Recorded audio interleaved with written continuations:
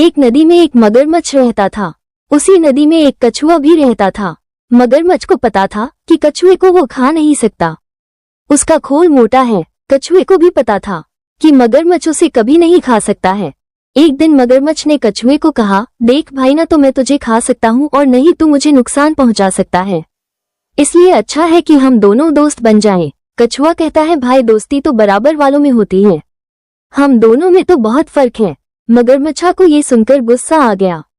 वो बोला, अगर ऐसा है तो मैं तुझे उठाकर नदी से बाहर फेंक देता हूँ, फिर देखता हूँ तू कैसे नदी में आता है। कछुआ चुपचाप सुन रहा था। वो बोला, भाई लगता है तुमने खरगोश वाली कहानी नहीं सुनी है। एक बार खरगोश को भी ऐसे ही घमंड हो गया था, लेकिन नतीजा ये हुआ कि वो हार गया, इसलिए घमंड करना अच्छी बात नहीं है। मगरमच्छा को और ज्यादा गुस्सा आ जाता है। वो कछुए को मुंह से धक्का देने लगता है। कछुआ अपने खोल में चला जाता है। मगरमच्छा उसे नदी के बाहर फेंक देता है। वो उसे नदी से बहुत दूर ले जाता है।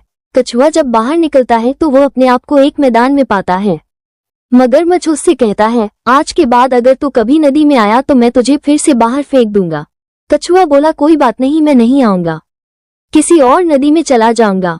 मगरमच्छ ये सुनकर हंसने लगा। वो बोला, तुझे पता है दूसरी नदी यहाँ से कितनी दूर है, वहां तक तू पहुंच ही नहीं सकता। अब या तो मुझसे माफी मांग या नदी में जाने का ख्याल छोड़ दे।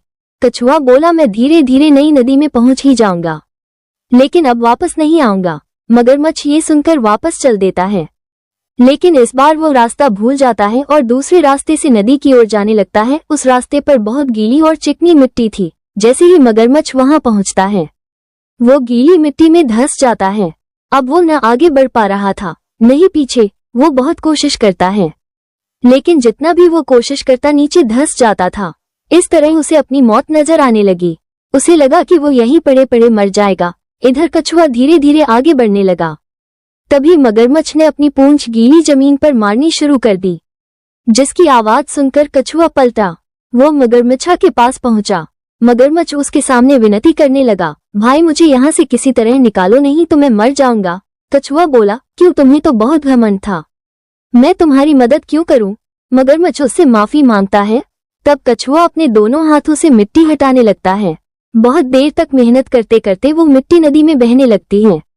धीरे धीरे मिट्टी कम हो जाती है। मगरमच्छ पानी में पहुंच जाता है। मगरमच्छ कहता है, भाई मुझे माफ कर दो, आज से हम दोनों दोस्त बनकर रहेंगे। कछुआ उसकी दोस्ती स्वीकार कर लेता है।